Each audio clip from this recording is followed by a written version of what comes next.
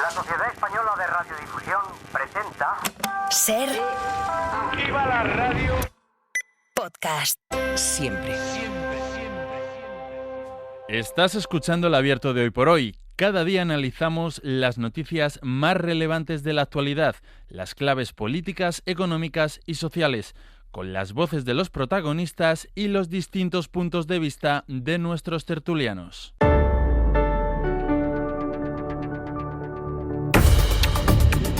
En el Abierto de esta mañana, Carlos Sánchez. Hola, Carlos, buenos días. ¿Qué tal? Muy buenos días. Ignasi Guardans. Hola, Ignasi, buenos días. Hola, muy buenos días. Y en un momento podremos saludar, ya podemos saludar a Esther Vera, que está en Barcelona. Hola, Esther, buen día, buenos días. Hola, buenos días, buen día. Bueno, hoy hay un asunto sobre todo con el que vamos a empezar sobre la mesa, que es... Esa es la pregunta, ¿qué es? ¿Es un concierto económico? ¿No lo es? ¿Ante qué estamos? Bueno, vamos a explicar la polémica desde su origen, que son estas declaraciones que hizo ayer después de muchas semanas de silencio de la vicepresidenta y ministra de Hacienda, María Jesús Montero. Nos encontramos ante un modelo que ni es un concierto económico, ni es una reforma al uso del sistema de financiación. Es una fórmula que permite profundizar en el autogobierno que Cataluña aspira y que considera importante para el desarrollo de sus competencias y también de sus expectativas políticas en el futuro. Y por otra parte se contempla la solidaridad como el eje y como el núcleo del acuerdo. Por tanto, y esto fue lo llamativo, lo que ha generado la polémica, cuando María Jesús Montero dice que esto no es un concierto, no es una reforma al uso del sistema de financiación y que contempla la solidaridad. A partir de aquí, la portavoz de Esquerra Republicana dijo que si el gobierno no cumple con lo que está pactado, Esquerra ha dicho que es un concierto desde el minuto uno, de hecho es Esquerra quien ha llevado el relato, la interpretación por tanto de esto, compromete el apoyo que da Esquerra a Pedro Sánchez. Pedro Sánchez necesita de esos 7 diputados en el Congreso de los Diputados y a partir de ahí toda la polémica que hemos ido siguiendo estas últimas horas. En Barcelona está Xavi Abelló. Hola, Xavi. Hola, ¿qué tal? Buen día. ¿Cuáles son las explicaciones que da Esquerra Republicana y en qué consiste esa advertencia? Sí, a ver, Esquerra asegura que el acuerdo que firmaron sí que es un concierto económico, le llaman un concierto económico solidario porque contempla esa cuota de solidaridad que aún no se ha definido, pero dicen que la llave de la caja va a ser de Cataluña, de la Generalitat, porque sería, según dice el pacto, quien recaudaría, liquidaría e inspeccionaría todos los impuestos que se soportan en Cataluña, a excepción de los de ámbito local. El término que se pactó es el de la financiación singular, pero Esquerra no quiere que se sembren dudas sobre la ambición de lo que pactaron con los socialistas, pues después de la división que tuvo la militancia con el acuerdo, pero también, sobre todo, ante la presión de Junts, que ayer aprovechó las palabras de Montero para desacreditar el acuerdo. Perquè durant 2 setmanes se'ns ha estat venent un concert econòmic inexistent. Esquerra ha mentit i els socialistes han callat. Miriam Nogueras acusó a Esquerra de haber mentido para justificar su pacto con ella, con un concierto, aseguran, inexistente. Los republicanos han querido demostrar contundencia en su respuesta a Montero, marcar terreno, amenazando con dejar de dar estabilidad a los 2 gobiernos que ahora dependen de su apoyo, el de Salvador Illa, pero sobre todo el de Pedro Sánchez. Lo expresó así su portavoz Raquel Sanz. Ni pot dir com vulgui, però els acords que s'han signat s'han de cumplir. Le puede llamar como quiera, pero los acuerdos firmados se tienen que cumplir. Y si no se cumplen, Esquerra tendrá que retirar cualquier posible apoyo al PSOE. Y por lo tanto, Pedro Sánchez deberá buscar apoyos alternativos o convocar elecciones. Suports alternatius o bé convocar eleccions. Lanzan la advertencia, pero desde Esquerra confían que los socialistas acabarán cumpliendo con lo firmado y creen que las palabras de Montero han sido más bien un intento de calmar con palabras los ánimos de algunas autonomías. Calmar algunas comunidades es la interpretación que hace Esquerra Republicana. Xavi, gracias. Buen día. En Hacienda, Jordi Fàbrega. Hola, Jordi, de nuevo. Hola, buenos días. Lo que dicen es que ellos no van a entrar ahora en un debate de nombres. Sí, no quieren entrar en un debate semántico y dicen que no hay ningún cambio entre lo dicho ayer por la ministra y lo que dijo la misma ministra hace 2 semanas cuando tomó posesión Salvador Illa como presidente de la Generalitat. Es decir, que el gobierno, insisten, avala íntegramente de la A a la Z el contenido del pacto firmado entre PSC y Esquerra y que cada cual, dicen, lo llame como quiera. Recuerdan desde Hacienda que lo firmado es un salto cualitativo importante, un cambio de paradigma en cuanto a financiación, un acuerdo muy ambicioso, dicen, y se va a cumplir.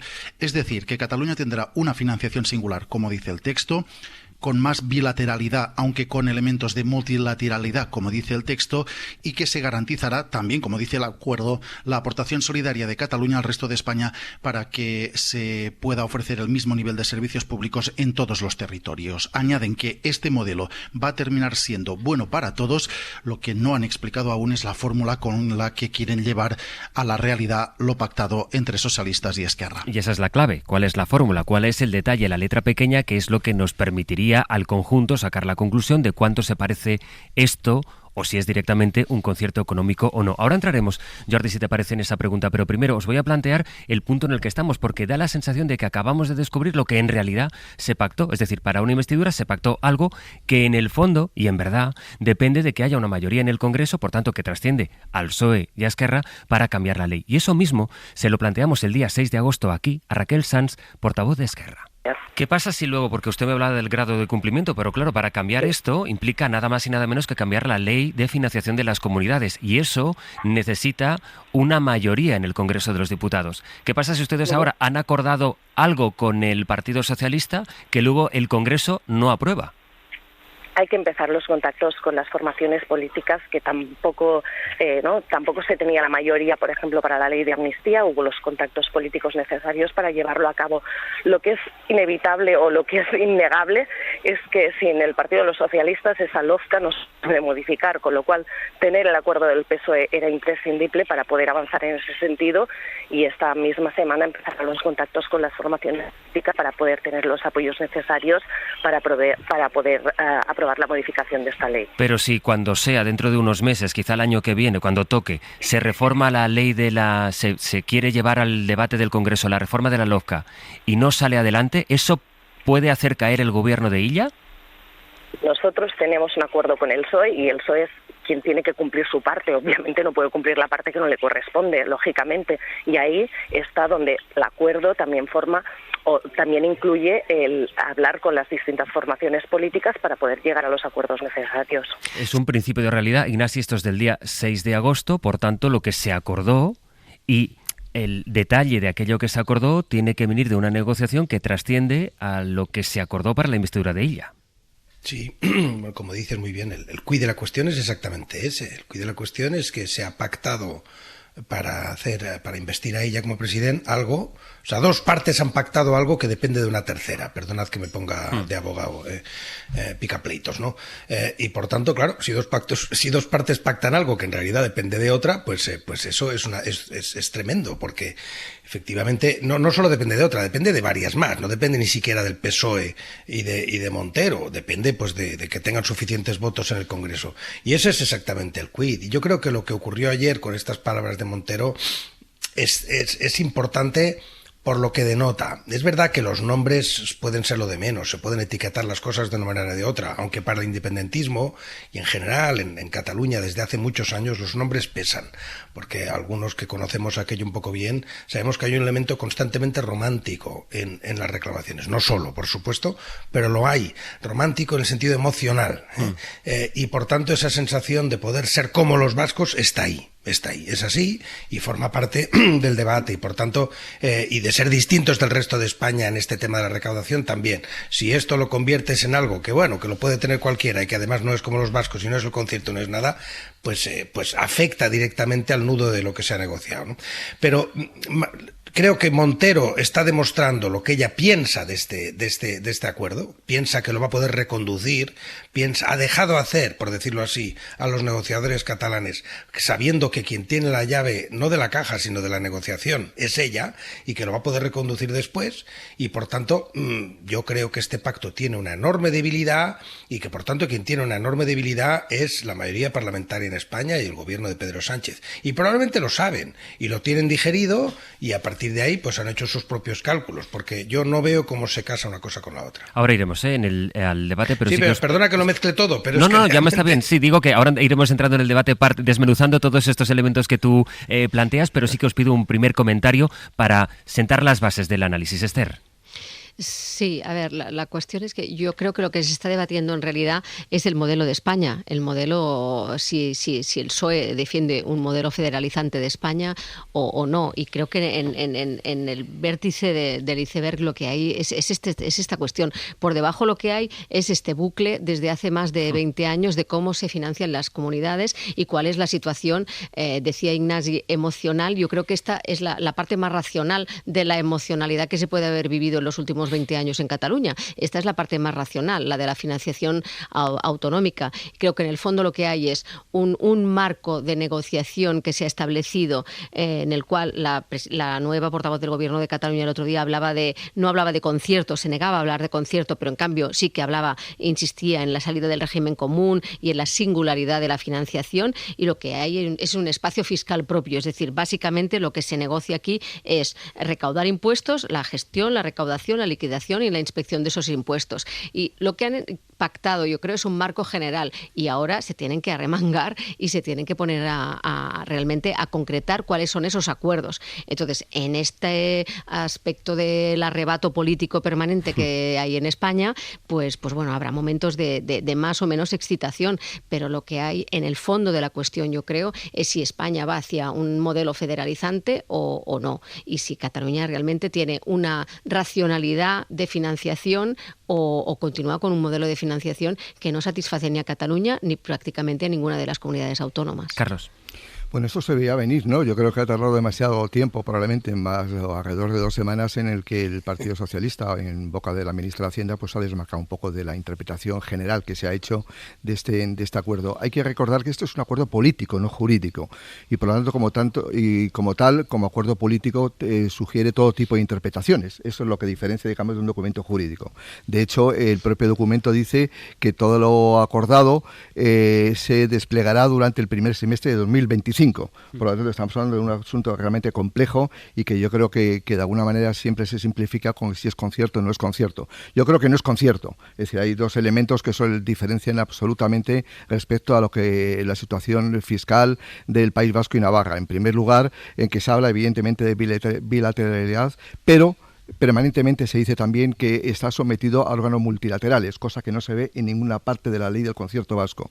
Y en segundo lugar, los tributos que recaudará, que liquidará, que inspeccionará de manera hegemónica en Cataluña la agencia tributaria de allí, son tributos cedidos por el Estado, no tienen titularidad, cosa que no ocurre en el País Vasco, donde la titularidad corresponde a las diputaciones forales. Por lo tanto, esas 2 diferencias hacen que no se pueda ver como un concierto, aunque parezca un concierto, eso es verdad. Pues esto es lo que vamos a abordar a la vuelta, porque no es tanto el nombre de la cosa, que efectivamente tiene una carga y una connotación política evidente, sino la estabilidad y el futuro de la caja común, de la clave del sistema de financiación, o sea, del modelo territorial de este país y qué se desprende de ese concepto.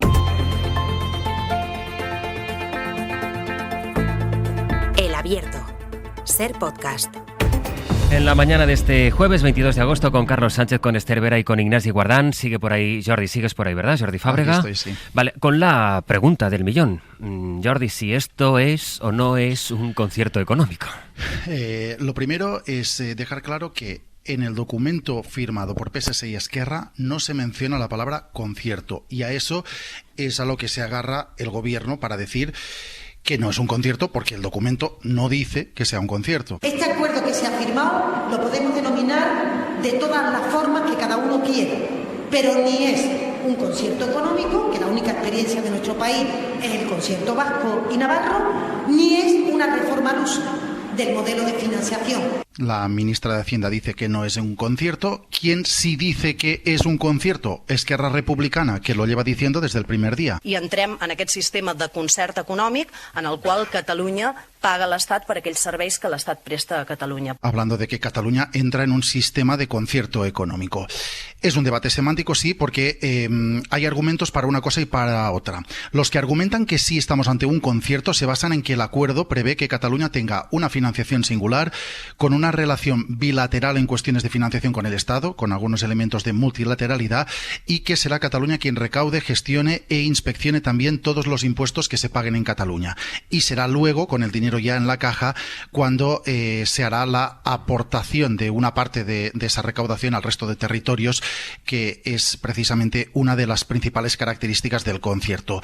Esto, por ejemplo, para los inspectores de Hacienda, supone una ruptura del modelo actual. Digamos que es una ruptura grave del sistema de solidaridad.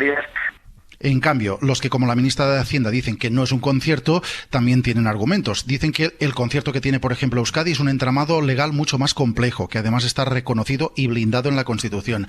Que en el caso de Cataluña, el acuerdo no contempla que la titularidad de los impuestos pase a ser de Cataluña. Y añaden que, a diferencia del concierto, el acuerdo para Cataluña contempla aportaciones de solidaridad con el resto de comunidades y elementos de multilateralidad, no solo bilaterales. En todo caso, sí es evidente que lo que se ha pactado es un salto importante frente al modelo actual, un cambio muy relevante, que como mínimo se parece a un concierto porque incorpora muchos elementos propios de este modelo, aunque también tiene algunas diferencias. Hay argumentos, decía Jordi, para una cosa y para otra. Jordi, gracias. Hasta luego. Diego Martínez López es catedrático de Economía en la Universidad Pablo de Olavide de Sevilla e investigador de FEDEA. Señor Martínez López, ¿qué tal? Buenos días. Hola, buenos días. Déjeme preguntarle por su impresión. ¿Esto es un concierto económico o no lo es? ¿Y por qué es importante saber si lo es o no lo es? Sí, yo creo que sí es un concierto. Es decir, si camina como un pato, se comporta como un pato y nada como un pato, posiblemente sea un pato. Entonces tenemos una serie de elementos comunes a los conciertos económicos y convenios económicos con Navarra que se replican en este acuerdo entre el PSC y Esquerra Republicana. Uno es la recaudación del 100% de los impuestos. Dos, es la aportación al Estado para la financiación de las llamadas cargas no asumidas. Y en tercer lugar está la aportación a la solidaridad. Aquí sí que hay alguna diferencia cualitativa y cuantitativa, está por ver, entre el concierto económico, convenio económico vasco-navarro y lo que se está proponiendo para Cataluña. En todo caso, si se aplicara este sistema, ¿en qué medida cambia el sistema de financiación común tal como lo conocemos ahora, la caja común? Sustancialmente, porque es invertir el esquema, es invertir la secuencia. Y luego hay un añadido adicional desde el punto de vista de la economía política, si se quiere, que es trasladarnos desde un modelo federal, de facto, que es el que tenemos actualmente, a un modelo confederal, que es el que rige las relaciones financieras entre las haciendas forales y el Estado. Esta relación confederal de tú a tú, esta bilateralidad de facto que existe también entre las haciendas forales y el Estado, parece que se puede replicar también para el caso catalán. Sería un cambio sustancial en la perspectiva, pero un pequeño apunte, porque en ocasiones, escuchando a otros comentaristas o a otros analistas sobre el tema, parece que el foco se pone en exceso sobre el efecto que va a tener directo, inmediato, sobre el sistema de financiación, y no es tanto eso. Este cambio no afectará principalmente al sistema de financiación, que incluso puede reforzarse financieramente con más recursos si sale Cataluña, que es receptora neta, sino que afecta a la concepción del Estado como proveedor de servicios, de redistribución de renta y de solidaridad interterritorial. Es un cambio que va más allá del sistema de financiación autonómica. Si la Generalitat no se sabe todavía qué margen tendrá para decidir sus impuestos, o sea, se sabe que recaudaría, pero no qué margen tendría para aplicar o para decidir qué impuestos aplica o en qué grado en el caso de los impuestos comunes, digamos. Y si no se sabe todavía cuál es la aportación a la solidaridad, ¿se puede llegar a la conclusión de que es un concierto, a pesar de que falten estos detalles que, más que detalles, son como lo grueso, lo mollar? Sí, es información, digamos, cualitativa la que tenemos en estos momentos, efectivamente, como usted indica, de cuál es el alcance, el verdadero alcance, el alcance final en términos financieros de este acuerdo entre el PSC y Esquerra Republicana. Pero con esa información cualitativa, ya le digo, asunción del 100% de la recaudación de los impuestos, una aportación para las llamadas cargas no asumidas, una aportación a la solidaridad, una bilateralidad manifiesta en muchas de las relaciones financieras entre el Estado y la comunidad autónoma en este caso, llevan a pensar en términos cualitativos, ¿cierto?, en un concierto económico al modo vasco o navarro. ¿Y usted diría que, a pesar de que haya esa aportación de solidaridad, que no sabemos de cuánto sería, eso compromete la solidaridad? Si existe una partida dedicada a eso precisamente, ¿cómo puede eso romper el principio de solidaridad que tenemos actualmente? Sí, fíjese que esa aportación a la solidaridad ya existe también en el concierto económico y en el convenio vasco. Esa aportación a la solidaridad no es algo novedoso del caso catalán por venir. Esa aportación a la solidaridad de las haciendas forales ya se está produciendo en estos momentos y se pone de manifiesto que es una aportación a la solidaridad muy limitada. Es una aportación a la solidaridad ligada al llamado Fondo de Compensación Interterritorial, que es en términos de grandes cifras de presupuestos estatales y demás, es una miseria. Luego, esa aportación a la solidaridad no es una novedad del caso catalán.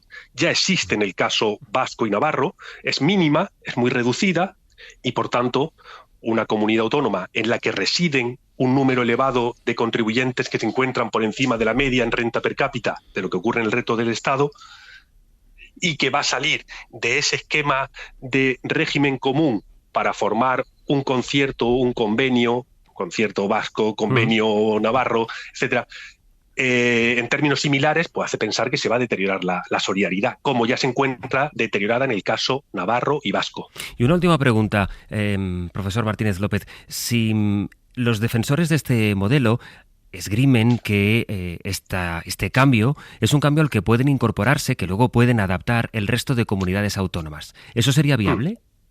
No, desde el punto de vista financiero no. En FEDEA se han realizado una serie de cálculos estimativos, tentativos, porque como usted indica, los detalles cuantitativos todavía son desconocidos, y esas aproximaciones llevan a un deterioro de las cuentas del Estado en torno a 30.000, 60.000 millones de euros. Es decir, es un dinero que pasa de unas manos a otras. Bien, pero los flujos de solidaridad, los flujos de equidad que actualmente tenemos establecidos en términos de pensiones, contributivas y no contributivas, ingreso mínimo vital, gasto en defensa, en seguridad alimentaria, etcétera. El pago del servicio de la deuda es algo que el concierto económico vasco y el convenio navarro no aportan dinero suficiente para satisfacer ese pago de la deuda pública estatal, como la ley indica.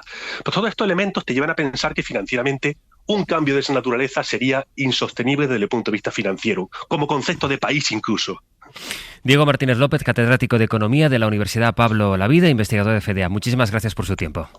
Gracias a ustedes. Hasta luego, buenos días. Lo que es, desde luego, está fuera de toda duda, Carlos, es que aquí se aborda, es verdad que la relación financiera o económica entre el conjunto de España y Cataluña, pero en realidad lo que está sobre la mesa es el modelo territorial de este país. Sí, es una vieja reivindicación, una vieja asignatura pendiente que tenemos en este país que no hemos resuelto. Es decir, el actual sistema de financiación autonómica se aprobó, como todo el mundo sabe, en el año 2009, tenía que haber sido revisado en el 2014, han pasado 10 años y no se ha hecho absolutamente nada. Y se han dejado abiertas muchas heridas que incluso han ensanchado las diferencias territoriales, por ejemplo, en la deuda pública. Es decir, en el año 2009 la diferencia entre la comunidad autónoma más endeudada y la menos endeudada eran 10 puntos, ahora son 30. Es decir, significa que el sistema realmente hay que mejorarlo, hay que actualizarlo y no se ha hecho. Pero yo creo que lo que es importante tener en cuenta, digamos, sobre todo la naturaleza jurídica de este documento que es político, es la sentencia del Constitucional del año 2010. Ahí marca los límites y los límites, digamos, de la soberanía fiscal de una comunidad autónoma. Y lo que dijo el Tribunal Constitucional en el año 2010, y es válida esa doctrina actual, es que ninguna comunidad autónoma puede irse del régimen común. Y de hecho el documento en términos políticos reconoce que no se puede ir del régimen común porque habla de pertenecer a organismos multilaterales en la medida que sea necesario.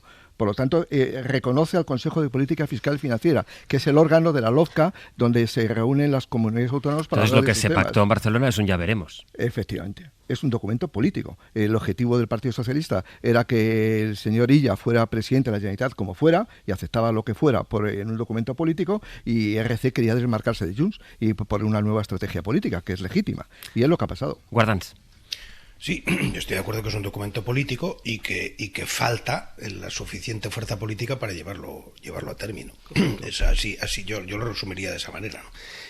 A partir de ahí la letra pequeña jurídica pues es tremendamente complicada y podría permitir resultados muy distintos. Decía Carlos, bueno, pues los impuestos no son de titularidad como si lo son en el concierto. Bueno, yo quiero recordar, por poner un ejemplo en el que intervine bastante directamente, que una buena parte de la acción policial en Cataluña en materia de tráfico está simplemente por el artículo 152, o sea, es pura delegación de competencias oficiales de Estado. No está en el estatuto, no son soberanía, no son de titularidad propia. Y a ver quién se imagina ahora que los Mossos dejaran de tener competencias de tráfico y que volviera la Guardia Civil a las carreteras catalanas, ¿no? Quiero decir que efectivamente el fundamento jurídico puede ser A, puede ser B, el resultado acaba siendo que estamos construyendo un Estado federal y en parte confederal con parches, sin habernos sentado, sin una visión realmente de conjunto que llegue al fondo, y lo vamos haciendo a golpes, y además a golpes de necesidad política y de urgencia política, en lugar de un debate que puede a lo mejor tener que llevar a una reforma constitucional. Y ahí es donde apuntaba en este momento Carlos también, que yo tengo algunas dudas, más allá de mi opinión personal, pero objetivamente tengo algunas dudas de que en función de lo que se plantee, si esto encajaría o no en la Constitución. Y este Tribunal Constitucional, que todo el mundo da por hecho que es muy pro gobierno y que aprobará cualquier cosa que convenga en el caso de la amnistía, tengo mis dudas que una reforma que suponga efectivamente una separación fiscal de Cataluña respecto de España y respecto del régimen común, no respecto de España, y que le dé una soberanía fiscal propia, pues hasta qué punto eso, independientemente de que a mí me guste que eso sea así o no, que puedo tener mis dudas, que considere que eso encaja o no en la Constitución. Por tanto, vuelvo al principio, creo que aquí se ha pactado algo que yo veo muy, muy, muy difícil de llevar a cabo. Voy contigo a la vuelta, Esther, para no interrumpirte, porque quisiera analizar también contigo y a partir de tu reflexión que compartiremos en la mesa la perspectiva ante la que esto nos sitúa dentro de lo que queda de legislatura. Es decir, Esquerra Republicana hace una advertencia ayer a través de su portavoz, de Raquel Sans, de cuidado porque aquí está en cuestión, se compromete el apoyo de los 7 parlamentarios de Esquerra Republicana en el Congreso a Pedro Sánchez. ¿Puede eso hacer tambalear de alguna manera la legislatura, que insisten en el gobierno día sí día también en que la legislatura va a durar lo que tiene que durar? Y en paralelo, ¿cómo va a hacer compatible el gobierno esta posición con una oposición que no es solo de otras comunidades autónomas gobernadas por el Partido Popular, sino una oposición que se manifiesta dentro del Partido Socialista? De momento ya hemos visto que la estrategia del gobierno era el silencio, hasta que ayer de pronto lo decide romper la ministra de Hacienda. ¿Qué pasará a partir de aquí? A la vuelta lo comentamos.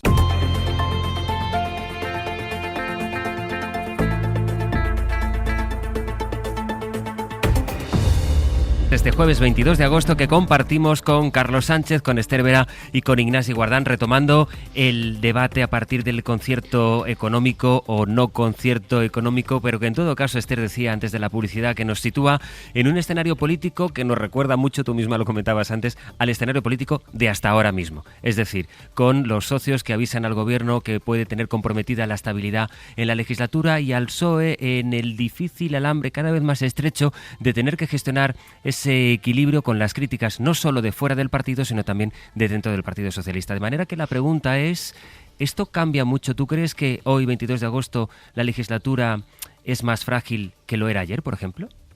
No, yo creo que no. Que en realidad de lo que estamos hablando en esta legislatura es de si el PSOE tendrá que tener en el futuro y en la actualidad mayorías contando con los partidos, por decirlo de alguna manera, periféricos, como se gusta decir en Madrid, pues los partidos periféricos, o el socialismo tendrá apoyos suficientes como para poder gobernar en solitario, o el PP podrá tener apoyos suficientes para poder gobernar en solitario. Y lo que estamos viendo, y yo creo que esto va para largo, es que en todo caso el PSOE, si tiene que gobernar, va a gobernar con apoyo de los periféricos, y eso quiere decir algo muy de fondo, que es que realmente se tiene que repensar la estructura territorial de España. Y creo que el quid de la cuestión, o lo que lo pone más en evidencia, es el tema de la financiación catalana, pero hay muchos otros temas. El tema de la financiación catalana en realidad es un tema de hipocresía, de cortoplacismo político, porque todos, el Partido Popular y el PSOE, saben que esa es una cuestión a solucionar, y es una cuestión con la que llevamos 30, 40 años y sobre todo 20 años. O sea, estamos hablando de muchas cosas de las que estaba reclamando Pascual Maragall hace 20 años, y la debilidad que pueda tener Salvador Illa le vendrá por las relaciones con el PSOE, y si el PSOE cumple los acuerdos a los que ha llegado con él, de la misma forma que el PSOE y sobre todo la sentencia del Constitucional pusieron en un breve brete a Pascual Maragall y sobre todo y también a José Montilla.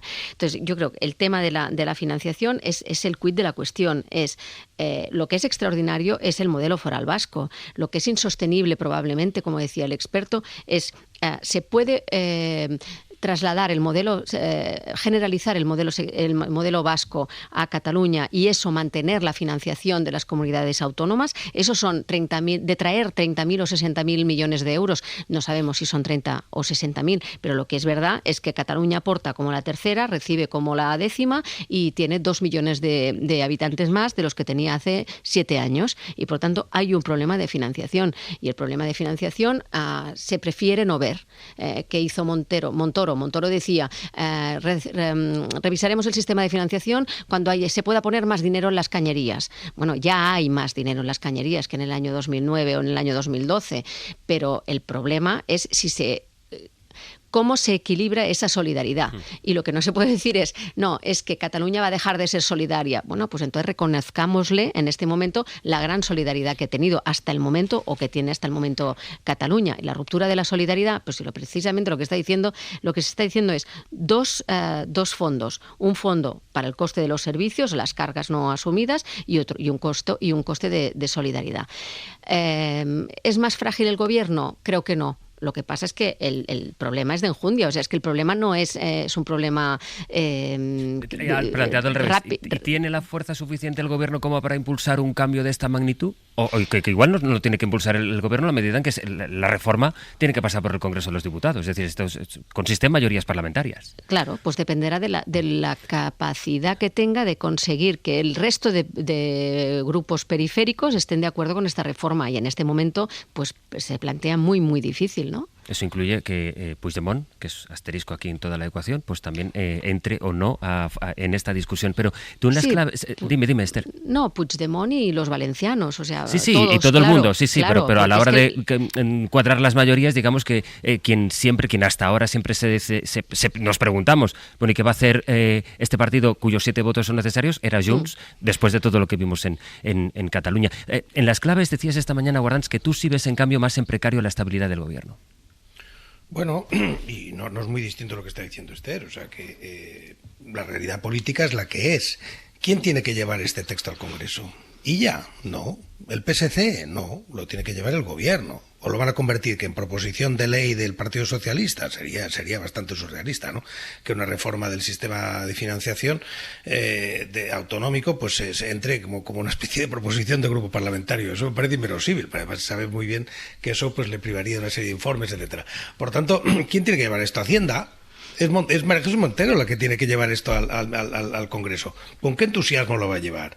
¿Con qué convicción va a estar negociando e intentando buscar los votos para que esto salga, poniendo todos los argumentos encima de la mesa, etcétera? Bueno, pues ya lo hemos visto ayer. Y por tanto, a mí me cuesta mucho creer que efectivamente esto salga adelante. Es más, tiene perfectamente la coartada, lo decía esto hace un momento. Oiga, esto es un sistema parlamentario, hemos hecho lo que hemos podido, hemos puesto un proyecto sobre la mesa como quien entrega un sobre en una oficina, en una ventanilla, ¿no? Lo lleva a la ventanilla y después si sale bien y si no, pues ya no es culpa nuestra. Eso, llevándolo un poco a la caricatura, es lo que puede acabar ocurriendo. Y entre otras cosas, Esquerra va a tener un problema grave, que es que va a tener que votar los presupuestos mucho antes de que esto esté ahí, porque es evidente que esta reforma de la que estamos hablando no puede estar terminada antes de que lleguen los presupuestos. Una reforma de este calado del sistema de financiación no va a estar convertido en un texto articulado y detallado. Me cuesta mucho creer que eso pueda estar terminado antes de que Esquerra se tenga que mojar sobre si vota o no vota presupuestos. Por tanto, lo reconoce lo reconoce el propio documento, que habla del primer semestre de 2025, es decir, muy posterior a la presentación. Sí, yo no quería aburrir con detalle, pero efectivamente hay un calendario y en qué momento se tendrán que ejecutar, y incluso aunque la ley diga porque en algún momento ya hemos dicho que la ley de la Ley Orgánica de Financiación Autonómica, tal como es, ya podría tener este tema. O sea, ya se podría colgar esto de la LOFCA. Lo que ocurre es que luego es la letra pequeña, porque en algún sitio ya se dice que podría haber esa recaudación, ¿no? Pero por supuesto está a ver cómo se articula. Quiero decir que Esquerra tiene un problema, que efectivamente ha pactado algo y ahora en el Congreso tiene que saber qué hace. Y es verdad que bueno, este tipo de discursos de Montero tampoco ayudan Y tampoco acabo de entender qué sentido tienen en términos políticos, porque Montero puede estar diciendo, sí, bueno, ya veremos lo que es, Esquerra tiene razón, les daremos lo que piden, etcétera, y en el 25, pues que vengan y me pregunten, ¿no? Porque hasta entonces tampoco tiene que rendir nada. Así que, resumen, José Luis, sí, yo creo que en el Congreso de los Diputados puede haber o no un presupuesto, difícilmente Esquerra lo va a aprobar si no tiene esas certezas, y este tipo de actitudes y de discursos, el de Borrell hace unos cuantos días, que tiene mucha más influencia de la que algunos quieren aceptar dentro del PSOE, va a poner en grave dificultad los próximos presupuestos. Borrell, que hablaba en esa entrevista con Claudio Pérez en El País de un avance hacia un modelo confederal y que hablaba de esto como un concierto económico, en contraste, es lo que iba a decir Carlos, con el silencio que hasta ayer de pronto rompió la ministra de Hacienda, porque de momento del PSOE y también del gobierno catalán había un perfil muy bajo. Insisto, por razones puramente tácticas, es decir, el objetivo número uno y único era que ella fuera presidente, se ha conseguido, y yo creo que ahora puede hablar con mucho más libertad Hacienda, pero yo creo que tiene por delante la ministra Montero, tiene por delante un reto extraordinario, es decir, la financiación autonómica son vasos comunicantes, es decir, no se puede tocar lo que ocurre en Cataluña sin que afecte a Murcia o afecte a Galicia. Por lo tanto, yo creo que el reto que tiene que hacer el gobierno ahora mismo es que puede llegar a acuerdos con Cataluña, en eso no puede haber ningún problema, pero el reto es actualizar todo el modelo de financiación autonómica. De hecho, además, si uno estudia lo que ha sido la financiación autonómica desde el año 78 aquí, la LOFCAL, que es del año 80, se inspiró en los estatutos de autonomía de Cataluña y del País Vasco, es decir, porque no había otros estatutos de autonomía. Por lo tanto, Cataluña siempre ha sido un poco vanguardia de lo que ha ocurrido, y yo creo que ahora el reto que tiene la ministra Montero es presentar un proyecto global, es decir, incardinar ese acuerdo que ha hecho con Cataluña en el conjunto de la financiación autonómica. Eso es lo que le va a dar credibilidad y le va a dar sostenibilidad y solvencia al modelo. Pero para eso no solamente hay que llegar a acuerdos con los partidos catalanes, tiene que llegar a acuerdos con el Partido Popular, que gobierna la mayoría de las comunidades autónomas. A mí me parece que el esfuerzo que tiene que hacer es enorme ahora mismo Hacienda, y no limitarse a negociar o a pactar con Cataluña, sino a renovar y a poner al día un modelo que está caducado en muchísimos aspectos. O sea, no solo haría falta una mayoría parlamentaria para nada menos que reformar la Ley Orgánica de Financiación, sino que planteas también un acuerdo entre el PP y el PSOE.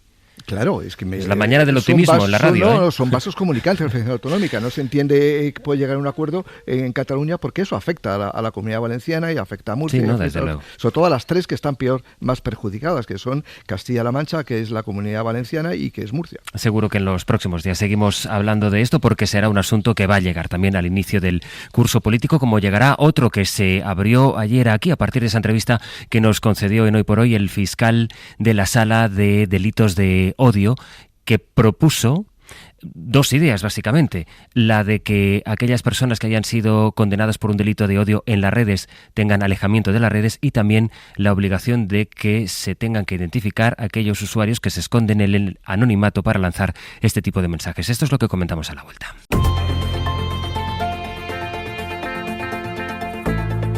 El Abierto. Ser podcast. Hoy por hoy, con José Luis Sastre. Les decía que vamos a retomar el debate a partir de esas declaraciones que hizo ayer aquí el fiscal de delitos de odio, Miguel Ángel Aguilar, cuando le preguntábamos por los mensajes de odio, las amenazas, los bulos que hemos visto de algunos autores que se pueden identificar muy fácilmente y otros que van en cambio cubiertos, que se amparan en el anonimato. Las reflexiones que hacía después de los mensajes que hemos visto estos últimos días a partir del crimen, del terrible crimen del niño de Mateo, del niño de 11 años en Mocejón, en Toledo. Sería muy interesante, a lo mejor, mirar y estudiar que las personas que actúan en redes sociales estén debidamente identificadas y que, sobre todo, cuando las requiera la autoridad judicial, se facilite la identidad de las mismas. La prohibición de aquellas personas que se han servido de utilizar Internet o redes sociales para la comisión de un delito, que puedan acceder al medio a través del que han cometido el delito. Es una pena que yo creo que sería interesante. Fueron las dos propuestas que marcaron en realidad la jornada política. José Coello, buenos días. Hola de nuevo, Sastre. Empecemos por la reacción del Gobierno. Sí, la idea lanzada por el fiscal ha puesto de manifiesto las diferencias de criterio entre los socios de gobierno para afrontar este problema. El PSOE hace suya esta idea con el Plan de Regeneración Democrática y la ministra de Vivienda aplaude esta iniciativa. Los delitos se persiguen, sea cual sea la forma en la que se cometen o el formato que se utiliza para su comisión. Por tanto, sí, hemos de perseguir los delitos de odio y, desde luego, aprovecho su pregunta para rechazar cuando estos discursos de odio vienen de la mano de responsables públicos. Pero en el socio minoritario no le ven recorrido a esta propuesta. La secretaria de Comunicación de Sumar, Elisabeth Duval, critica que se tenga que tocar el Código Penal cuando dice ya hay herramientas para acabar con delitos en redes. El problema de las redes sociales no es el anonimato. Todos conocemos perfectamente a personas que se dedican a difundir odio y acosar a minorías en redes sociales. Hay quien firma con su nombre y con sus apellidos y sigue difamando de forma impune. Mucho más que cambiar el Código Penal o buscar una solución aparentemente simple a un problema que es complejo, hace falta combatir el discurso de odio con herramientas que ya tenemos y que en ocasiones no se aplican. En Sumar, Sastre creen que este problema tiene que afrontarse con reflexión. Y hubo cierto debate, a pesar de que la dirección del Partido Popular también salió a apoyar esta medida que planteaba el fiscal. No todo el mundo dentro del PP lo ve igual. Sí, de nuevo vemos un fenómeno cada vez más habitual, el de las dos almas del PP que aparecen ante un asunto de actualidad. Por un lado, conocemos la postura, digamos, más institucional, que es a favor de esta propuesta, una postura verbalizada por Antonio Silván, portavoz adjunto en el Senado. Cualquier medida que trate de atajar, atenuar, disminuir y suprimir esos planteamientos a través de cualquier medio serán apoyados y, por supuesto, bien recibidos por el Partido Popular. Pero también vimos otra postura, la postura de la mano derecha de Ayuso, de Alfonso Serrano, o la del líder del PP catalán, Alejandro Fernández, que precisamente a través de las redes hablaron, Sastre, de censura y preguntándose qué es odio. Josu, gracias. A vosotros. Y luego están Javier Bañuelos, buenos días. ¿Qué tal, Sastre? Las Buenos días. claves técnicas, lo que dicen los expertos de que habría que cambiar y no, asegura el Ejecutivo que ya está trabajando en algunas de estas medidas. Sí, es un tema, Sastre, tan interesante como complejo, tiene muchas aristas. Lo cierto es que el fiscal de Unidad de Delitos de Odio dejó ayer aquí en Hoy por Hoy varios titulares. Uno de ellos es esa orden de alejamiento de las redes sociales con las personas condenadas. Sobre este asunto concreto, hay que recordar que el Gobierno trabaja ya en ese mecanismo. En concreto, se quiere incorporar un nuevo castigo en el Código Penal que prohíba el acceso a cualquier espacio virtual cuando el delito se cometa en ese ámbito. Esa reforma está incluida en la futura Ley de Protección Digital de Menores que, recordemos, se aprobó el Consejo de Ministros el pasado mes de junio y que aún debe llegar al Congreso. Los expertos consultados por la SER coinciden en que técnicamente es viable, pero no es nada sencillo garantizar una eficacia absoluta sobre esa orden de alejamiento, básicamente porque los condenados podrían comprar, por ejemplo, una VPN en otros países y seguir actuando con cierta impunidad. Lo explica Francisco Valencia, es experto en ciberseguridad y CEO de Seguridad IT.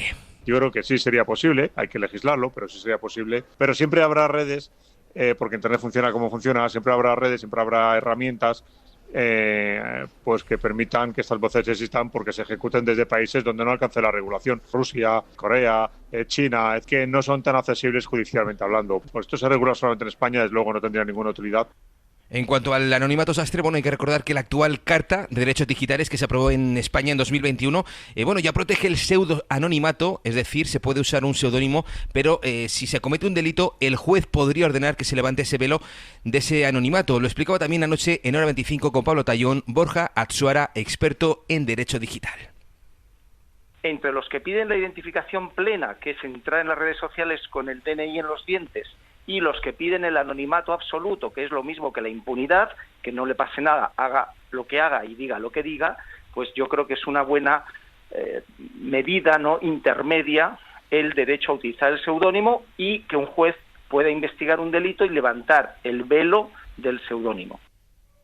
Hay que recordar, Sastre, que la propia policía ya rastrea y descubre quién está detrás de ese anonimato en casos de amenazas y en especial en delitos de pornografía infantil, pero dar con los autores, nos reconoce la propia policía, también depende mucho del nivel de pistas o del rastro que puedan dejar en las redes sociales. Baño, gracias. Un abrazo. Fue interesante, Esther, la conversación de ayer con el fiscal en la medida en que nos situó si tenemos ante la pregunta que nos hemos hecho a partir de este suceso terrible y de si nuestro ordenamiento jurídico, si la Fiscalía tiene los mecanismos o no para perseguirlos.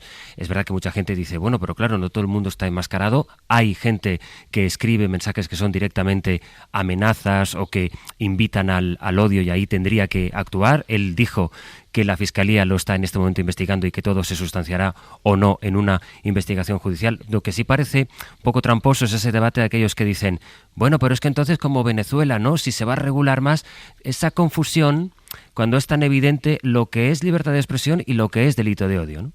Sí, después quien se pregunta ya directamente qué es odio, pues odio está muy claro, búsquelo usted en el diccionario, mírese la ley también y es que simplemente que se cumpla la ley. Yo creo que tenemos que ir al fondo del tema y el fondo del tema son los que no están enmascarados. Es decir, yo creo que antes de regular más, que se puede regular, que no soy yo quien tenga que decir que no se tiene que regular, pero las cuestiones relacionadas con la opinión a mí me da un poco de angustia que se regulen tantísimo, porque siempre se pueden ir en contra de las opiniones de cada cual, ¿no? Sean las que sean. Pero podemos ir al centro del asunto. El centro del asunto es que hay gente que no está enmascarada, porque como decía el experto en cuestiones de Internet, una VPN y un servidor proxy pueden enmascarar a muchísima gente. Pero Alvise Pérez no está enmascarado.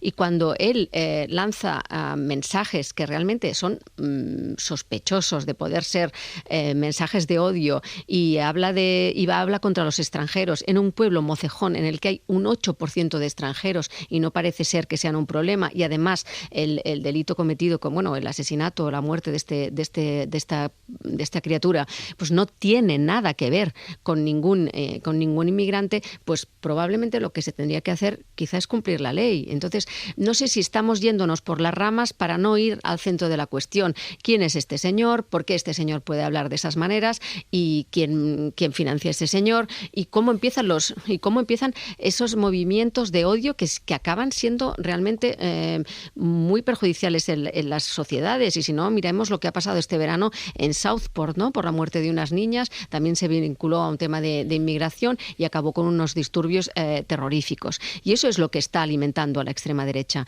Por lo tanto, podemos hablar de que probablemente Miguel Ángel Aguilar, el fiscal sobre delitos de odio, tiene razón. Probablemente él sabe mucho más que yo, pero lo que tenemos que hacer sobre todo es cumplir la ley y sobre todo señalar a los que sí que van con nombres y apellidos. Guardans. Bueno, aquí hay dos temas que hay que separar claramente. Uno, el tema del anonimato, otro, la posibilidad de restringir el acceso a redes en caso de delito, ¿no? Sobre el anonimato estoy bastante de acuerdo que no veo ninguna necesidad de cambiar la ley. Creo que hay instrumentos perfectamente disponibles para hacerlo, que lo que se puede, eso sí, es armonizar la actuación de los fiscales. Ahí está el instrumento de una circular de la Fiscalía General del Estado, que está a su disposición y podría perfectamente el fiscal general del Estado pues dictar una circular que instruya a todos los fiscales a cómo tienen que actuar, a facilitarles pues instrumentos, etcétera, instrucciones, tal. Y por tanto, con la ley en la mano y con el Código Penal en la mano que tenemos, creo que es perfectamente posible pedir al juez que identifique, etcétera, en los casos en los que sea necesario, y actuar en los casos en los que, como decía Esther muy bien, el caso de Alvise y otros tantos, ya está perfectamente identificado. O sea, que a mí este tema de que hay que cambiar la ley para el anonimato no me parece que tenga especial sentido, lo digo sinceramente. Lo otro sí, porque es verdad que ha habido algún caso ya, recuerdo, si no recuerdo mal, aquel caso de una persona que quemó a una persona en un cajero, ¿no? Y que luego lo puso en redes y tal, y si no recuerdo mal, el tribunal que condenó a quien había quemado a esa persona y que lo difundió luego por vídeo, pues de alguna manera restringió su acceso a redes sociales, ¿no? Por tanto, esa posibilidad está ahí, pero es un poco excepcional, es un poco forzando la mano, y a mí sí me parece bien, y por lo que entiendo el gobierno ya está en ello, que dentro del elenco de penas o de penas accesorias que se llaman, de penas accesorias que se pueden añadir a una sentencia, igual que está una orden de alejamiento de un domicilio, pues que esté la orden de alejamiento de redes, y que eso no tenga que ser creatividad por parte de un tribunal, sino que esté dentro del arsenal jurídico que tiene un tribunal. Eso segundo sí. Lo primero, insisto, lo decía muy bien Atsuara, o sea, ya hay instrumentos para que un juez pueda ir a identificar en el caso en que sea necesario, y en otros casos está perfectamente identificado, y lo que hace falta es que los fiscales actúen, ¿no? Y los jueces, claro. Bueno, yo creo que hay que partir de una evidencia, y todo el mundo conoce, que decir, la legislación siempre va detrás de los avances tecnológicos. Ese es un problema que tenemos y no se puede evitar. Es decir, es la innovación, la investigación y el desarrollo, la creatividad del individuo pues es mucho más rápida que la legislación, que el funcionamiento de algo tan lento normalmente como pueden ser los parlamentos. Pero dicho esto, una vez que tenemos una legislación, lo que hay que hacer es aplicarla y con medios. Y los medios son tener suficientes funcionarios o empleados públicos que realmente estén vigilando lo que ocurre en las redes, y sobre todo presionar a las tecnológicas para que hagan su labor también en este aspecto. Yo creo que aquí la clave no es solamente la legislación, sino que es que las propias tecnológicas, que ganan miles de millones de dólares todos los años, tengan una implicación mucho mayor en la propagación de bulos, propagación de mentiras y propagación de odiadores que realmente hacen un daño enorme a la sociedad. Y yo creo que lo que tenemos que tener es conciencia desde el punto de vista social, y eso son los poderes públicos y también la oposición, el gobierno, en general la sociedad, la de presionar a ese tipo de individuos que se dedican a eso. Es decir, hay algunos de estos odiadores en las redes sociales que tienen una credencial para entrar al Congreso de los Diputados. Pues alguien tendrá que tomar una decisión sobre eso. Es decir, y eso no es un cambio de legislación, es simplemente aplicar lo que dice la legislación. No puedes ser periodista cuando estás difundiendo bulos en las redes sociales, porque para muchos ciudadanos ya un medio de comunicación es una red social. Es decir, antes la gente teníamos el monopolio, los periodistas, de la información y la hemos perdido. Ahora están las redes sociales. Por lo tanto, yo creo que hay que hacer un tratamiento parecido a las redes sociales como a los medios de comunicación. Si en cualquiera de nuestros periódicos publicamos cosas que leemos en las redes sociales, podrían haber cerrado nuestro periódico. ¿Y por qué no se pueden cerrar una red social? Es decir, yo creo que ese es el planteamiento que tenemos que tener, ser realmente beligerantes para acabar con ese tipo de... Sí, pero, por ejemplo, cuando los mensajes se difunden por un canal de Telegram, ya hubo un juez que planteó cerrar Telegram, ya que yo duró lo que duró. Es decir, yo creo que es un debate, Ignasi, que aquí además... pero ahí lo que pasa es que yo creo que se mató moscas a cañonazos, que decir, por un caso no puedes cerrar todo una pero red cerrar social. Una red social, nada menos. Pero o por lo menos impedirle, ponerle limitaciones o obligarle a que tenga instrumentos suficientes. A nivel de la Unión Europea. Eso iba a preguntarte por el nivel europeo, pero antes poner el caso que me parece muy relevante también de Brasil, ¿no? En Brasil hay un juez de la Corte Suprema que ha decidido cerrar un determinado número de cuentas porque, además de dar información falsa, patrocinaban un golpe de Estado. Y lo más, la reacción que ha tenido ha sido llevarse a cerrar las oficinas de Twitter, de X en Brasil. Y el juez, en uno de sus argumentos es, oigan, no se confundan, la libertad de expresión no significa que haya impunidad en las redes sociales. Esta cosa es que en las redes sociales también tiene que haber una legislación. Claro. Y a nivel, lo que pasa es que aquí sí que cuando ahora decía Carlos, presionen a las redes sociales, eso hace falta un compromiso incluso internacional, porque esto, Ignasi, trasciende España. Sí, bueno, esto es un tema que, como sabéis, o quizá lo habéis seguido, pues hay un enfrentamiento claro con Twitter por parte de la Comisión Europea, que tiene un procedimiento abierto sancionador. El comisario responsable de este tema lo ha llevado de una manera muy personal, intentando una especie de negociación extrajudicial, entre comillas, con un cruce de cartas, a la última pues le ha contestado Elon Musk enviándolo a paseo casi con gruesas palabras, ¿no? Pero el procedimiento administrativo, que acabará siendo judicial, pero administrativo en este momento sigue abierto. Y es porque ahí está, hay una ley de servicios digitales que en este momento Twitter está incumpliendo y que tiene que ver directamente con lo que estamos hablando, ¿no? De ahí que se pueda imaginar algún día que se cierre Twitter en la Unión Europea, pues ya lo veremos, pero lo que se puede hacer es una sanción económica espectacular, cotidiana, hasta que cambien las cosas. Ahí es donde hay que plantear este tema. Hasta llegar a eso, pues hay medidas concretas que se pueden utilizar en España, insisto, la identificación, eso sí se puede incluso exigir el cierre de alguna cuenta, eso se puede, porque entre otras cosas recordemos que el cierre de una cuenta no depende de Twitter, depende del autor de la cuenta. Yo tengo 2 cuentas en Twitter, no solo una que la uso para cuando me bloquean, para poder ver lo que me han bloqueado, y otra la de verdad, ¿no? Y entonces, claro, estoy bloqueado por una serie de personas, ¿no? Ahora me voy a fijar, me voy a ir fijando. Y entonces, no, pero esa no la uso para Twitter, sino solo para mirar quién me ha bloqueado y por qué me ha bloqueado, ¿no? Y entonces, bueno, Puigdemont me ha bloqueado, hay un ministro que me ha bloqueado, aprovecho de decirlo, podría usted desbloquear, señor ministro, pero bien. ¿Qué ministro será? ¿Qué ministro será ese ministro que ha bloqueado a Ignacio Guardans? Ese ministro que te ha bloqueado. Pero bueno, entonces eso me permite mirar. Pero lo que quiero decir es que efectivamente, para retirar esa cuenta, pues el juez lo que tiene que hacer es ordenar no a la plataforma, sino al autor de la cuenta. Y por tanto, hay perfectos instrumentos en España para condenar a alguien a cerrar una cuenta, porque, insisto, el que la tiene que cerrar es el que la tiene puesta, no la plataforma.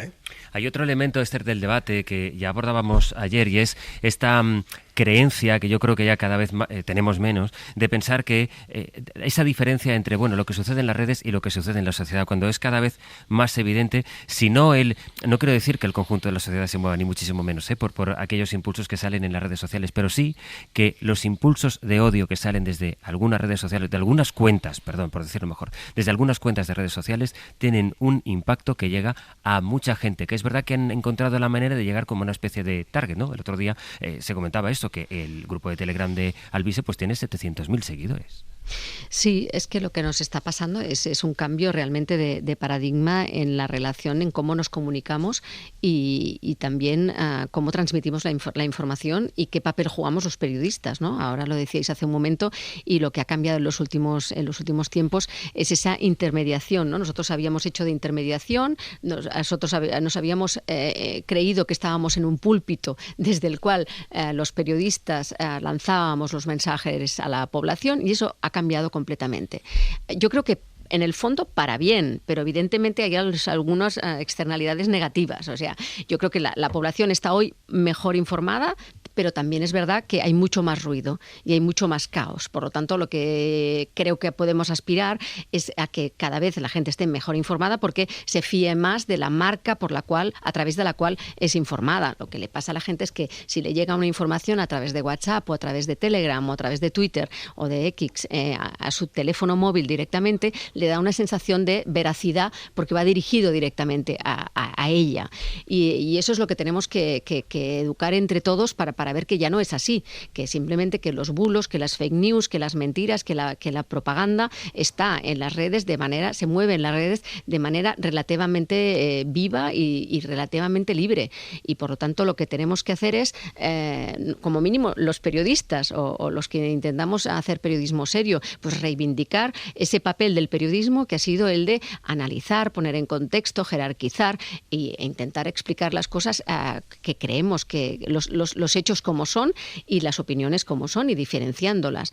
Por lo tanto, yo no soy muy alarmista en el fondo. O sea, es verdad que hay mucho caos, que hay mucho ruido, pero que en el fondo creo que los ciudadanos pueden estar hoy mejor informados que hace unos años. Creo que es así.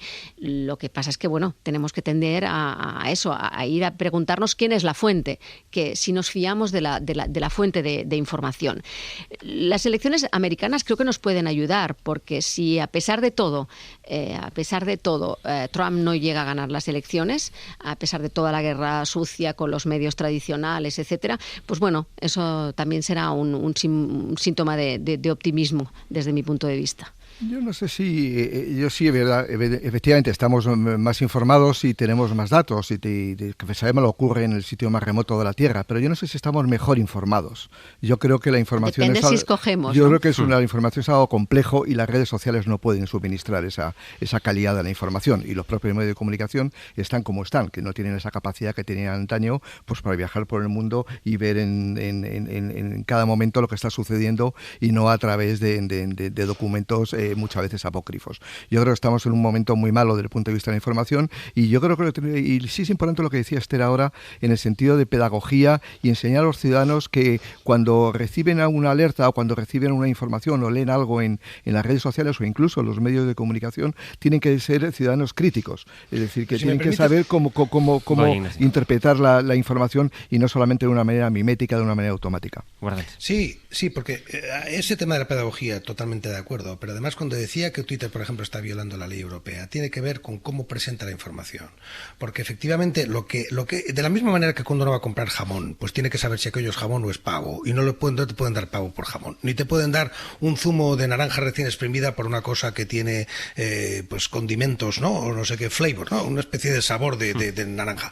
Bueno, pues eso se aplica al ámbito digital. Es decir, tiene lo que usted está comunicando, lo tiene que hacer. Eso va a afectar a la inteligencia artificial, donde va a ser obligatorio que cualquier contenido, cualquier imagen, etcétera, que procede de la inteligencia artificial se visualice como tal, y que se sepa que usted está aquí viendo un vídeo que no es verdad. Y eso se impone por normativa europea, vamos a ver eso cómo se aplica, pero va a estar ahí. Y en el caso de Twitter exactamente igual.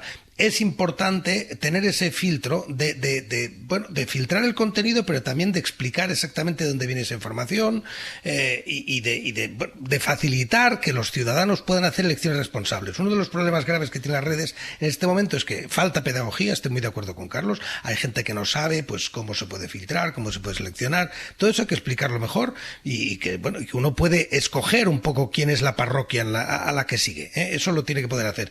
Pero evidentemente también es verdad que incluso algunos que ya llevamos una cierta experiencia en este tema, pues nos encontramos una cantidad de morralla espectacular, ¿no? Y que nos intentan dar efectivamente pues pavo por buen jabón de jabugo, ¿no? Sí, y luego hay un debate que es muy interesante, la discusión sobre el futuro de los medios, la credibilidad, la convivencia con las redes sociales, cómo nos informamos, que es ayer dábamos los datos, no es una cosa de las generaciones más jóvenes, no, es que transversalmente todos de la generación que seamos ya hemos hecho ese cambio y recibimos casi tanta o más información a través del teléfono móvil, sea por redes sociales, sea por grupos de conversación, que a través de los medios convencionales. Esa es una parte, pero luego está que no puede haber impunidad a quien aprovecha el soporte que sea, el medio que sea, para lanzar no solo bulos, sino amenazas y, aprovechando el momento de incertidumbre, como ocurrió en el caso de Mocejón, llamar directamente a la violencia contra un determinado colectivo. Eso, efectivamente, como decís,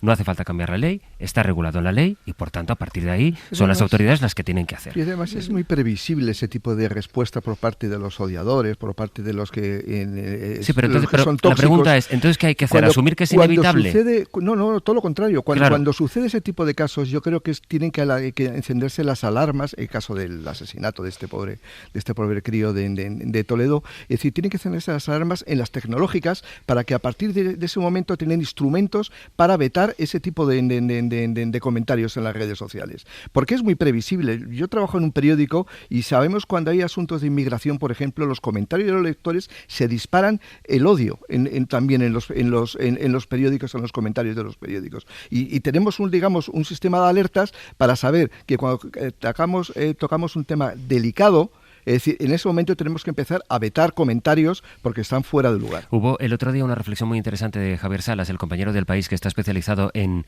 desinformación y en este tipo de asuntos. Nos contó de manera muy, muy gráfica cómo en las redes sociales se prima aquel que más polariza, aquel que genera más polémica. Es decir, hay una... Claro, eso es, el algoritmo. Hay una sobrerepresentación. Por eso decía que no se puede tomar lo que se discute en redes sociales por el debate social, evidentemente, pero tampoco se puede marginar en la medida en que tiene un impacto. ¿Qué ocurre? Que la conversación en redes está absolutamente distorsionada y que porque 2 o 3 personas con muchos seguidores... Ayer el fiscal decía, no es lo mismo que diga algo una persona que tenga 50.000 seguidores que una que tenga 5, evidentemente desde un punto de vista penal, pero es que desde un punto de vista social tampoco la tiene. Es decir, que este tipo de mensajes circulan en redes sociales porque tienen unas autovías que premian, que le dan carril rápido al mensaje del odio. Y esa es una parte de la discusión que yo creo que tenemos que seguir abordando. Lo que quiero que hagamos ahora a las 9:41 de la mañana, 8:41 en Canarias, es ir en directo a Jerusalén. María Rodríguez Abalde, ¿qué tal? Buenos días. Hola, buenos días, José Luis. Con 2 asuntos que no son en realidad buenos ninguno de los dos. Primero, el diplomático, María, si te parece, porque había cierta expectativa en que esta reunión, la expectativa que generó el propio secretario de Estado de Estados Unidos, esta ronda de negociaciones en Doha para intentar llegar a un acuerdo, que esta vez sí hubiera un alto el fuego, nos llevara a algún punto concreto. Y la realidad, María, tú misma nos lo contabas hoy a primera hora, es que Blinken se ha vuelto por donde ha venido y se ha vuelto con las manos vacías. Sí, pues así es, una ronda que se suponía que tenía que haber continuado durante este miércoles y jueves en el Cairo, pero que ha quedado en suspenso y hasta nuevo aviso, dicen. Como comentas, lo que se vendía como la gran oportunidad, pues ha quedado en una más de tantas. Porque ahora ya no es que jamás Israel no se pongan de acuerdo, es que ahora se ponen de acuerdo en que no quieren la solución presentada por Estados Unidos. Volvemos a hablar del corredor de Filadelfia, que Netanyahu no quiere soltar. Por la futura seguridad de Israel, dice necesitar ese control para que Hamás no se rearme, es decir, para que no le entren armas por la frontera sur. Blinken se iba y Biden y Kamala, en un intento de rescate, algo han hablado anoche con el primer ministro por teléfono, pero a estas horas, José Luis, las negociaciones están suspendidas y, dado este escenario, vuelve a tomar protagonismo la amenaza iraní en el momento menos esperado y de forma calibrada. Son las nuevas advertencias lanzadas desde la República Islámica. Recuerden que fue en Teherán donde fue asesinado el líder de Hamas, Ismail Haniyeh, y a partir de ahí, durante mucho tiempo se dijo es inminente la reacción de Irán. Parece que fue contenida por estas negociaciones. Sin estas negociaciones, como muy bien cuenta María, pues a ver cuál es la respuesta de Irán si es que se produce. Lo que desde luego ya hemos visto que se ha producido es cómo ha recrudecido Netanyahu los ataques sobre la franja. Otra vez, María, ataques sobre escuelas, sobre campos de refugiados, no solo en Gaza, esta vez también en Cisjordania. Sí, estos bombardeos no han parado durante estas negociaciones y creo que nadie espera ahora mismo un receso. Según las autoridades locales, 11 menores fueron ayer heridos junto con otras 3 personas en un nuevo ataque cerca de una escuela, otras 11 en Beilahilla con el impacto de un misil en un edificio residencial u otras 6 en el centro de la franja. Todo ello, insistimos, según fuentes palestinas, aunque ayer el ministro de Defensa dijo que ya está desmantelado el batallón de Rafah y que supuestamente era ya el último. Estos bombardeos continúan sin olvidarnos, José Luis, la frontera con el Líbano, porque en la noche hubo bastante actividad. Nadie lo califica de guerra abierta, pero Israel atacó unos 10 objetivos militares en su país vecino y aseguran haber eliminado a un miembro de la Guardia Revolucionaria iraní y a otro de Hezbollah, mientras el grupo chií envió más de 100 cohetes sobre territorio hebreo. Y tampoco nos olvidemos de Cisjordania, como comentas, porque 3 palestinos más han fallecido en las últimas horas según medios israelíes. María Rodríguez Abalde, en directo desde Jerusalén. Gracias. Muchas gracias, hasta luego. Pues, Ignacio, esta es la perspectiva. Es verdad que con la visita de Blinken, que él mismo dijo, esta es prácticamente la última oportunidad, y que con la presión que están ejerciendo, incluso a las puertas de la Convención Demócrata de Chicago, una parte, no menor, del electorado demócrata parecía que esta podía ser la que por lo menos permitiera ver un avance, y se ha conseguido todo lo contrario.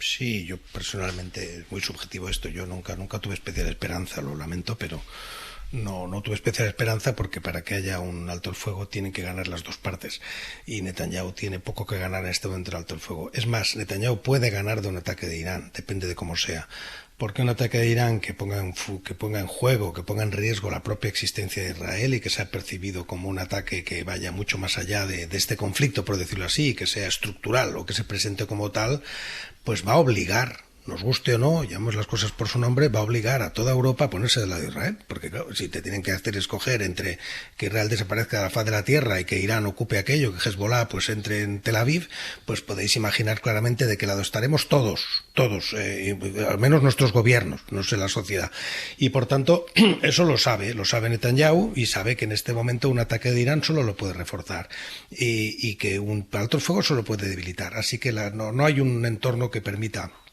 ser optimista. La situación en Estados Unidos de las elecciones tampoco permite hacer grandes cambios y por tanto eso, perdonad, no veo que vaya a avanzar mucho.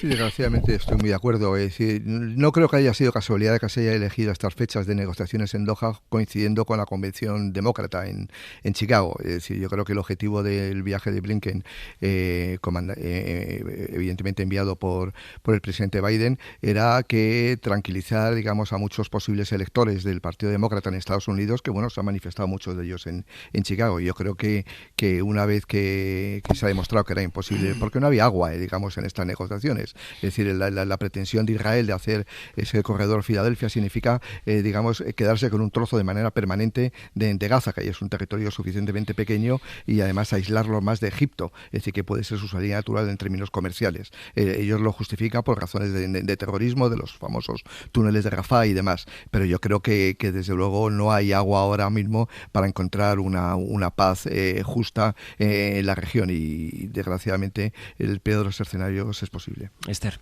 Sí, me temo que estoy en la misma posición, que el peor de los escenarios es posible. Ahora mismo en Haaretz, que es un periódico israelí serio y que intenta hacer información pues no parcial, a pesar de ser un periódico israelí, tiene publicado un análisis interesantísimo que se titula "Ahora está claro, Netanyahu prefiere que los secuestrados en bolsas de plástico antes de arriesgar su vida política".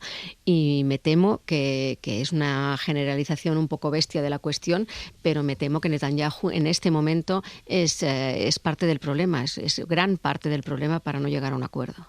Y mientras tanto, pues más de 40.000 personas asesinadas en Gaza, según las últimas cifras, ya son más de 40.000 que dieron las autoridades sanitarias en manos de Hamás, y con la comunidad internacional pendiente de qué es lo que pueda ocurrir ahora. Pero de momento no parece que nada frene a Netanyahu, ni siquiera ese cambio de escenario del que hablábamos en Estados Unidos. Mañana es la clausura de esta próxima madrugada de la Convención Demócrata que están celebrando en Chicago. Será, por tanto, el discurso de clausura de Kamala Harris, la candidata. Hoy, de momento, a quien hemos escuchado es a quien va a ser su número 2, el aspirante a vicepresidente Tim Walz. That's how we'll turn the page on Donald Trump. That's how we'll build a country where workers come first. Que hablaba de la necesidad de pasar página y ha hablado allí también, escuchamos ayer a los Obama, a Barack y a Michelle Obama, hoy ha hablado Bill Clinton diciendo que Kamala Harris, decía el expresidente, será la presidenta de la felicidad. We need Kamala Harris, the president of joy, to lead us. Decías antes, Esther, quizás si gana Kamala Harris y no gana Donald Trump, es un mensaje también a esta estrategia de los bulos, de las fake news, de la desinformación. ¿Tú crees que este empuje demócrata que estamos viendo, este optimismo, van a ser capaces de mantenerlo hasta noviembre? Esa es la gran pregunta. Realmente este es el momento álgido en el que están reunidos y todas las primeras espadas le están dando apoyo. Pero sí que creo que es muy importante lo que han conseguido los demócratas, que es cambiar el mal rollo, los tribunales, el odio, las malas caras, el machismo ese impertinente, por una especie de imagen de no sé si de alegría, como dice Bill Clinton, pero sí de esperanza, ¿no? Una mujer negra es todo lo que no representa Donald Trump.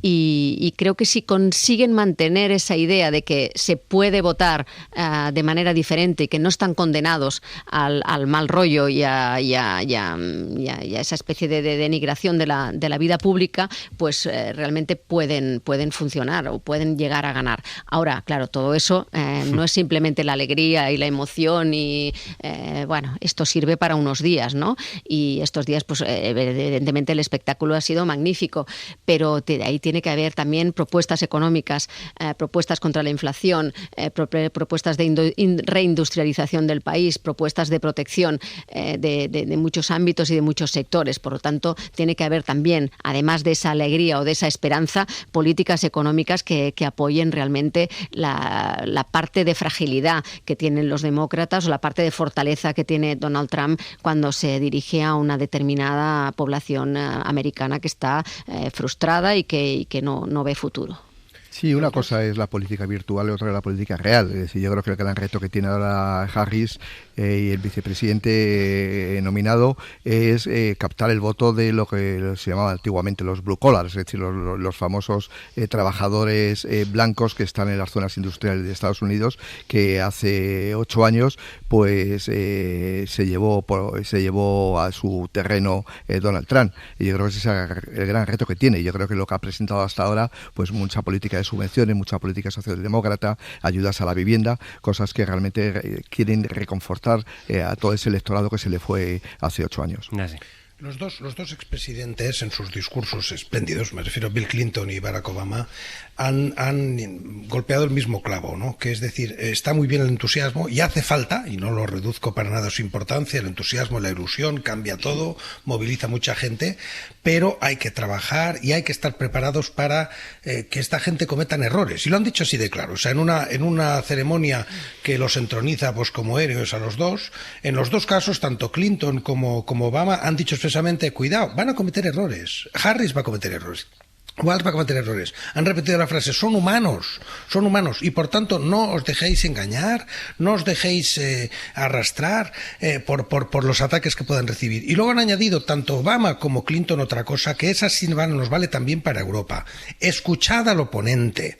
Fue muy bonito cuando Barack Obama acalló a los que empezaban con un no, aquí no estamos para eso. Y por tanto, salid a escuchar al vecino, que nos vale para nuestra extrema derecha, nos vale para nuestros votantes de extrema derecha. Escuchad sus problemas, escuchad por qué votan lo que votan, tratarles con afecto. y convencerles de que Trump no es la solución a sus problemas, pero no despreciéis sus problemas.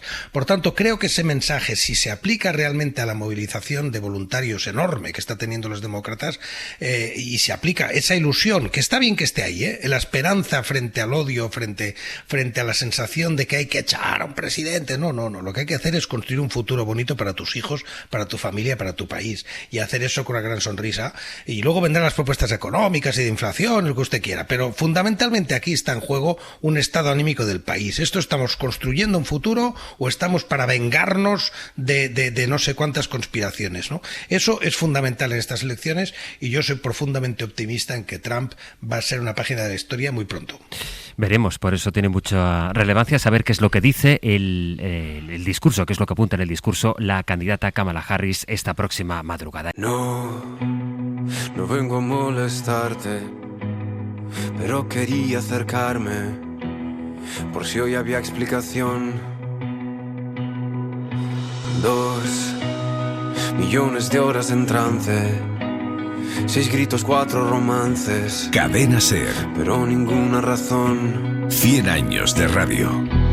Yo sigo llegando. Ana Usted, Pepe Rubio, buenos días. Hola. Muy buenos días. Llegáis vosotros, significa que llega otro aire al programa, el Magazine. El Magazine. Bueno, y arrancamos con un tema además muy serio, porque España es uno de los países donde más cesáreas se hacen a la hora de los partos. Concretamente, uno de cada 4 partos se hace con cesárea, un 25% de ellos. Y no todas son necesarias, porque las cesáreas, si son necesarias, pues son importantes hacerlas, ¿vale? Pero la mayoría no lo son. Y eso es lo que vamos a plantear hoy. Y queremos saber cómo lo viven las madres. Que nos llamen al 900, 100, 800, desde ya madres que han pasado por el quirófano para tener a sus hijos, que le han hecho una cesárea. ¿Qué experiencia tuvieron con la cesárea? Exactamente. Si hubo diálogo, posibilidad de hablarlo bien con la doctora, con el médico. En el 900, 100, 800. Esta mañana vamos a hablar de si es normal que tengamos esos datos, que están desde luego muy por encima de lo que recomienda la OMS. ¿Por qué en este país se hacen tantas cesáreas? Muchas más, ya digo, el 25% decía Pepe, cuando la OMS recomienda entre el 10 y el 15%. Hoy hablamos de eso, de la cesárea, las escuchamos en el 900, 100, 800. Y unos minutos después volveremos a juntar a 2 personas que nunca han estado en el mismo sitio, ni han hablado, ni se conocen algún dato, sabrán el uno del otro, y pasarán a ser desconocidos. En el caso de hoy, los 2 son abogados. Uno se dedica a la música y le estamos escuchando, es Antonio García de Art de Bogotá, y el otro es abogado y en sus ratos libres forma parte del colectivo Al Logic Crew y se dedica al arte urbano, o sea, es grafitero. A ver qué charla, seguro interesante, sale de ahí. Bueno, y yo os voy a plantear una situación. ¿Qué tiene que ver o qué une a Baleares con la localidad de Guadalajara, Campillo de Ranas? No, a que no, de entrada nada, ¿no? No. Bueno, pues son 2 destinos internacionales de bodas, por diferentes motivos. Baleares es de todo tipo de bodas a nivel internacional, eligen Baleares para casarse, y Campillo de Ranas es el lugar en España donde se celebran más bodas LGTBI. Pues nada, luego lo contamos. A las 11:30, 11:40 más o menos, llegará nuestra Gemma Jiménez Maldonado, tu fuente de la juventud, que no te quita años. Pero que te no me los más quita, joven. Pero me hace sentir más joven. Correcto. Sí, y me enseña muchas cosas. Eso es, hablaremos de palabras, expresiones, memes, personajes más juveniles de lo que somos nosotros. Sí, eso es posible. Y luego se concursa.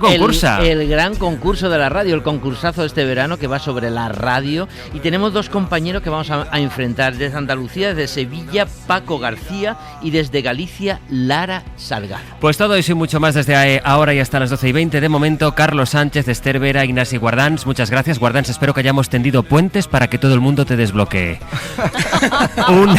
Lo contaré. Un abrazo. Adiós. Buen día, hasta luego. Para no perderte ningún episodio, síguenos en la aplicación o la web de la SER, Podium Podcast o tu plataforma de audio favorita.